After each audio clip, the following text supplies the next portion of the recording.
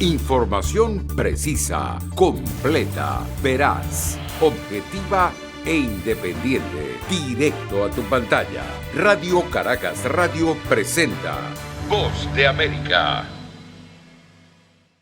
Recientes estudios de opinión como el de la encuestadora Datincorp revelan que más del 60% de los venezolanos quisiera un presidente diferente a las filas del oficialismo o la oposición. En ese sentido, y ante la desconexión de los políticos con la realidad y los problemas de los ciudadanos, algunos expertos en la materia coinciden en que cada vez existen más posibilidades de que en Venezuela surja un candidato alternativo, como expone el consultor político Carlos Escalante. Las condiciones en Venezuela es para que llegue alguien y que diga, tanto el gobierno como la oposición son un desastre, no sirven para nada, tenemos que crear algo nuevo. Eso pareciera que está dada todas las condiciones para eso, lamentándolo mucho. El consultor político Luis Toti Medina expuso en un conversatorio de un seminario de comunicación política que el principal reto de la oposición es reconectarse con la realidad, mientras los ciudadanos día a día siguen reclamando solución a sus problemas. Los partidos, los líderes políticos son esa bisagra que de alguna manera articula entre las necesidades de los ciudadanos y el poder las respuestas para esos ciudadanos. Esa bisagra, esos articuladores que son los partidos políticos, que son los líderes políticos, están hablando de primarias. Recientemente, la Plataforma Unitaria de la Oposición anunció que el año próximo llevarán a cabo un proceso de primarias para elegir al candidato que se medirá en las elecciones presidenciales previstas para 2024. De acuerdo a un estudio presentado por el Centro de Estudios Políticos y de Gobierno de la Universidad Católica Andrés Bello, la participación en el proceso de primarias dependerá en gran parte de las condiciones y las reglas de juego. Carolina Alcalde, Voz de América, Caracas.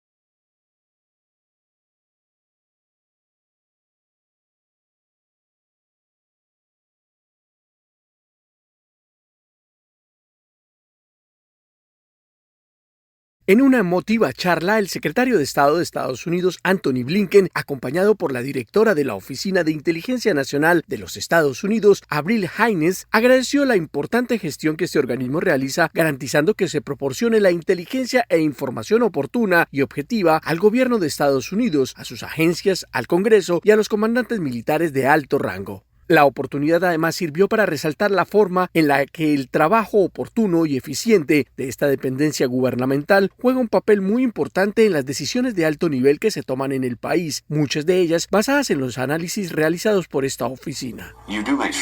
Ustedes se encargan de que nosotros, desde el lado de la formulación de políticas, tengamos la información, los conocimientos y el análisis que necesitamos para tratar de tomar las mejores decisiones posibles. No hay garantía de que todas las decisiones sean las correctas, pero al menos no será por falta de información o por falta de análisis. En su discurso, el jefe de la diplomacia estadounidense recordó cómo varios días antes de que empezara la violenta incursión de Rusia en Ucrania, la efectiva labor de inteligencia de esta oficina ayudó a que se pudiera tejer una oportuna estrategia por parte de Estados Unidos y sus aliados. Ustedes pudieron llegar a un lugar donde logramos degradar y desclasificar una cantidad de inteligencia sin precedentes. Eso hizo toda la diferencia en la construcción de la coalición para que estuviéramos listos para comenzar desde el primer día y tuviéramos el mundo con nosotros. El secretario Blinken concluyó su intervención recordando los difíciles desafíos que actualmente enfrenta la humanidad, haciendo referencia a la inseguridad alimentaria, los ciberataques que afectan la infraestructura y los servicios más importantes, además de la crisis climática y las amenazas latentes de las armas de destrucción masivas y los ataques terroristas que se viven no solo en Estados Unidos, sino en todo el mundo. Y por ello, agradeció el esfuerzo que estos trabajadores hacen, incluso muchas veces sacrificando el tiempo de sus familias y amigos para cumplir con el deber que les exige la nación. Héctor Contreras, Voz de América, Washington. Debieron haber hecho más, actuar con urgencia, probar las manijas de las puertas, tratar de entrar por las ventanas, tratar de distraerlo, tratar de hacer algo.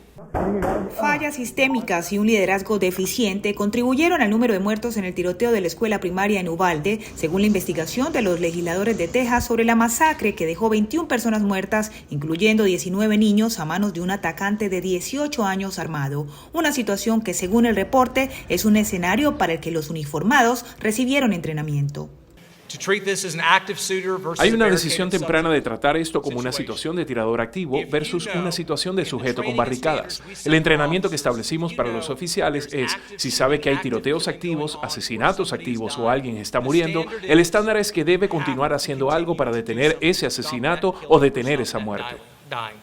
Los agentes no se adhirieron a su entrenamiento de tirador activo y no priorizaron salvar las vidas de víctimas inocentes sobre su propia seguridad, una investigación individual que terminaría en manos de agencias individuales.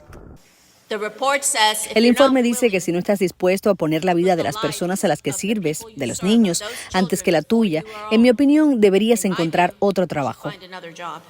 Individuales y grupales, las fallas permitieron que algunas víctimas murieran desangradas esperando ayuda. Una lamentable realidad que, según el informe, deberá ayudar a tener escuelas más seguras. No hay duda de que hubo una falla de mando ese día dentro y fuera de ese distrito escolar, pero una cosa con la que todos los oficiales que estaban en ese pasillo tienen que vivir, lo que sucedió en esa aula. Eso no ayuda a las familias, pero es algo con lo que tienen que vivir. Una situación de amenaza armada dentro de las escuelas es una alerta en la que el Departamento de Policía de Escuelas Públicas del Condado de Miami-Dade refuerza su preparación. Diversas agencias de seguridad en el sur de Florida trabajaron en un simulacro de ataque dentro de las aulas en una escuela de Miami, en un escenario con condiciones que sometían a los oficiales al estrés de un posible tirador.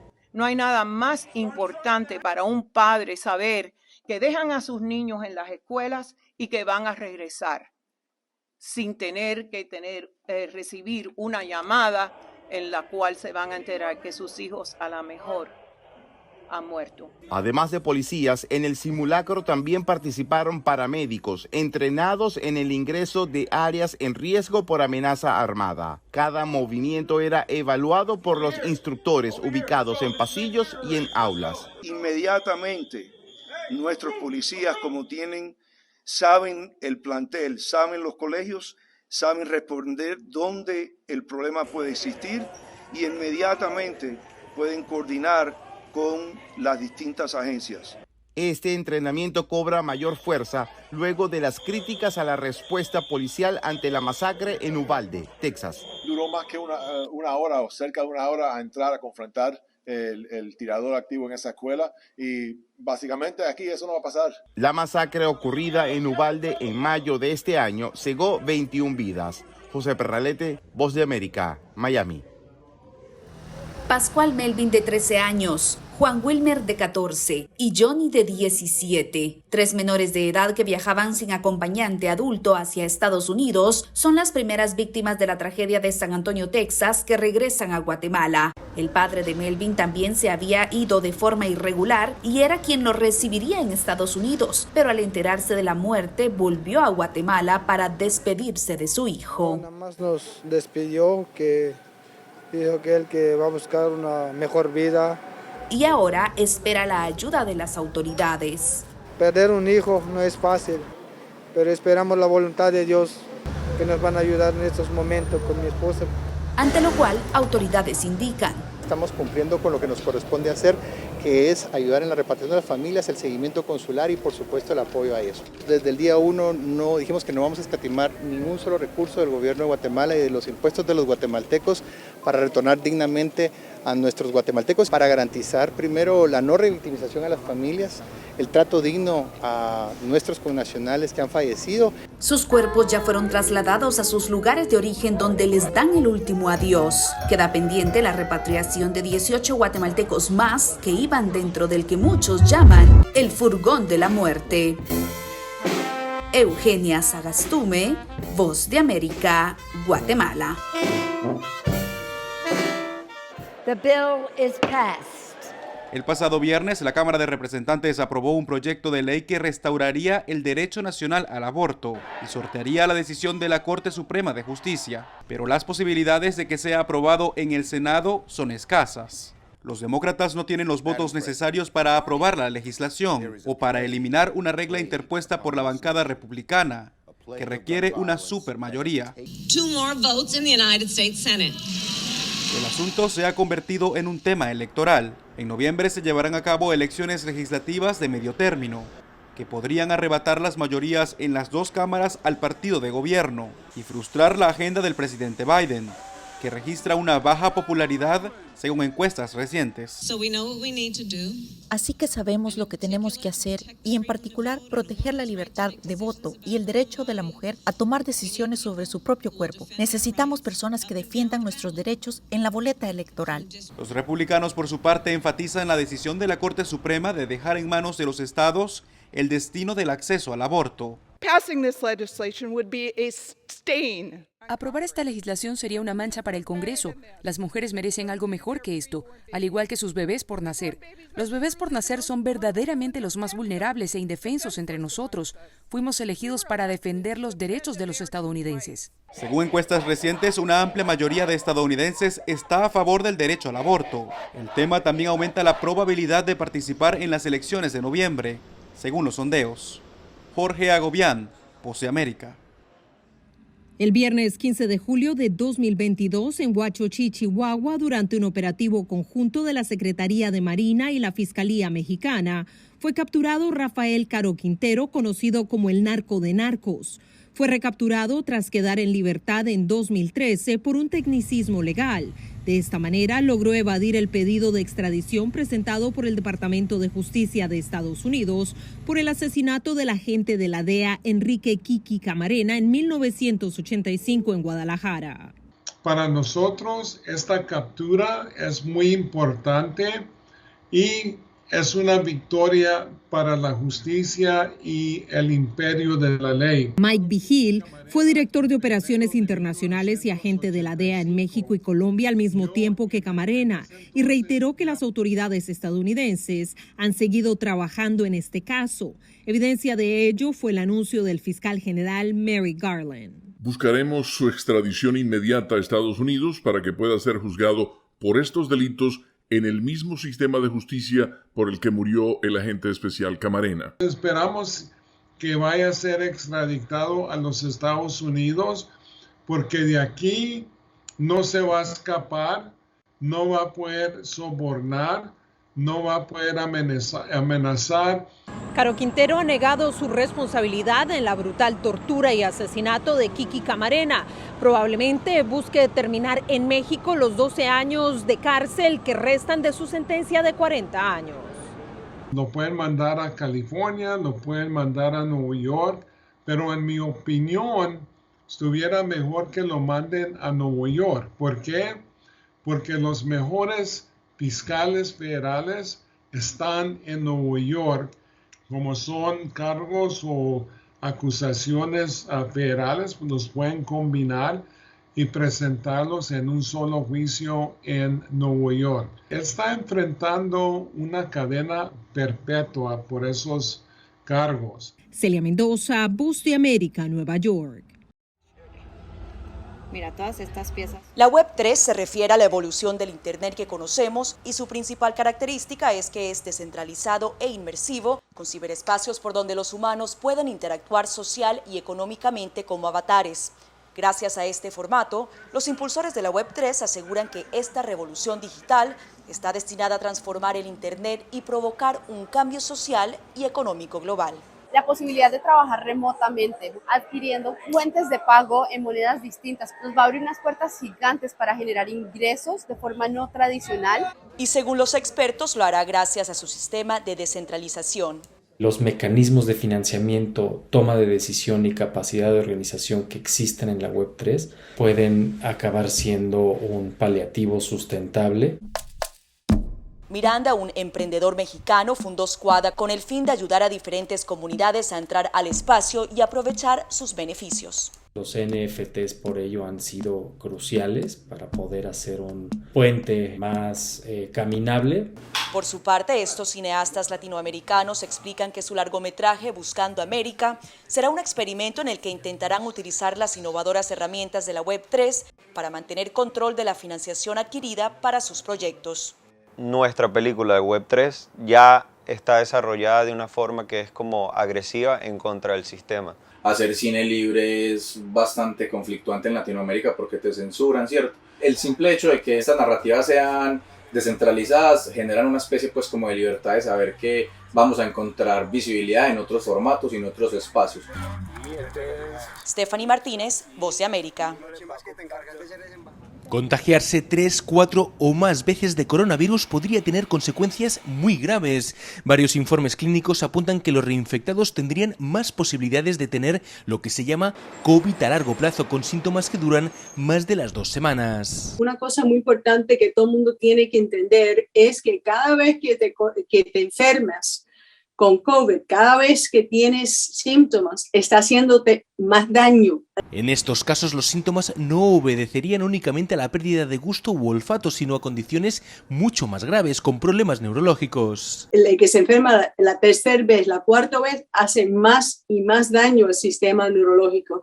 Y personas que se reinfectan tienen mucho más alta posibilidad de tener problemas como Alzheimer's, Parkinson. Sin embargo, los médicos aclaran que estas investigaciones no son concluyentes, ya que únicamente se ha visto un aumento de este tipo de casos en los primeros contagios, cuando estalló la pandemia a principios de 2020, y que aún falta mucho por analizar. Estamos viendo secuelas, pero tenemos que estudiarlo por un largo plazo para saber si esas secuelas son lo que es el impacto directo del virus o estamos viendo otras cosas en combinación. Ante este escenario recomiendan no bajar la guardia y en la medida de lo posible seguir protegiéndose.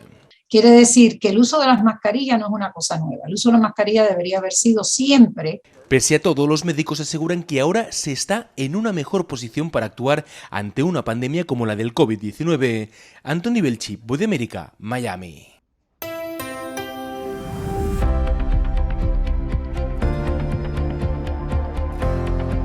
Cordiales saludos a nuestra audiencia desde Washington. Soy John F. Burnett y hoy en Conversando con la Voz de América abordamos el tema de los retos que trae la inflación para Latinoamérica, pero también de las oportunidades que puede plantear. Nuestro colega Jorge Agobián entrevistó a Mauricio Claver Carone, presidente del Banco Interamericano de Desarrollo, quien ofrece su perspectiva de la capacidad de la región.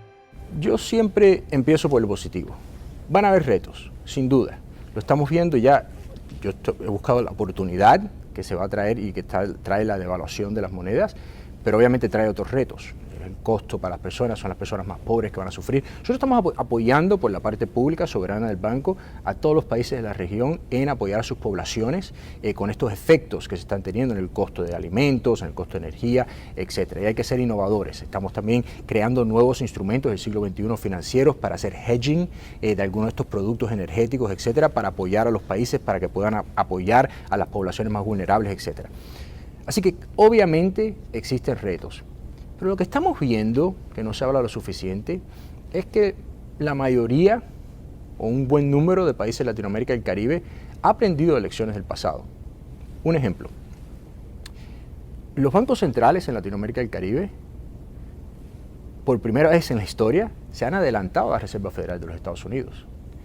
Ellos aprendieron la lección de hace 10 años, cuando hubo lo que el famoso taper tantrum, que empezaron a subir o se hablaba de subir de los intereses en los Estados Unidos, y cogió a Latinoamérica y el Caribe de sorpresa, y básicamente hubo una devaluación muy importante que tuvo un efecto enorme sobre las economías en la región. Aprendiendo esa lección, los bancos centrales en la región, con líderes como Brasil, Chile, Colombia, México ayer acaba de tener, por su manejo fiscal monetario, acaba de tener S&Ps, le acaba de subir el nivel crediticio. Así que en ese sentido, en cuestiones fiscales monetarias, ha aprendido la lección. Los bancos centrales tienen más independencia. Creo que eso ha sido, por ejemplo, en Brasil. Yo creo que uno de los legados más importantes de la administración actual es la independencia del Banco Central. Así, yo acabo de regresar de nuestro foro de inversiones en Sao Paulo. Eso ha cambiado el panorama y va a cambiarlo por años del nivel de confianza en los inversores. Así que se adelantó, por el cual el impacto que ha habido ya mundialmente en temas de inflación ha sido un poco menor en Latinoamérica de lo que podía haber sido. Ahora, claro, ahora la Reserva Federal está aquí tomando acciones. No creo, debido a la correlación que hemos visto, en el cual se ha adelantado y que han sido independientemente, no creo que tenga el efecto en ese sentido que ha tenido en el pasado, precisamente porque se aprendieron esas lecciones. Que la desaceleración económica en el mundo entero obviamente afecta a todo el mundo, obviamente va a afectar a todo el mundo en cuestiones particularmente del consumo, etcétera, pero nuestro papel es cómo contrarrestar, cómo apoyar, cómo aprovechar las oportunidades, y yo sigo siendo muy optimista. Otro tema, la cadena de suministro. Se habla de que, bueno, en la lucha esa por la inflación se pueden tener oportunidades en Latinoamérica para que se convierta más bien en uno de los principales exportadores de materia de la cadena de suministro. ¿Qué realmente se está haciendo en esta reestructuración que usted mencionaba del banco en ese sentido? ¿Y cuáles serían los países más beneficiados? Sí, la era de la globalización ha terminado. Tuvo muchos efectos positivos y ahora hay un reajuste en el cual una globalización regionalizada, ¿no? Mi sueño, que ha sido francamente el sueño de integración de Latinoamérica y el Caribe, de las Américas, diría, por siglos, es la cadena de valor norte a sur, sur a norte. Un tema, las renovables. Este es mi sueño. ¿Cómo es que 2/3 partes del litio en el mundo entero están en Sudamérica y sin embargo todas las baterías eléctricas que entran a los Estados Unidos, casi todas se importan de la China? Y lógico, porque el litio va de Sudamérica a la China y de la China se manufactura y de la China a los Estados Unidos. Hay que eliminar esa parte, ese zigzag, hay que eliminarlo. Esa cadena de valor tiene que ser sur a norte. Era Mauricio Claver Carone, presidente del Banco Interamericano de Desarrollo, el BID, y las implicaciones de la reestructuración del banco. Esto fue Conversando con La Voz de América.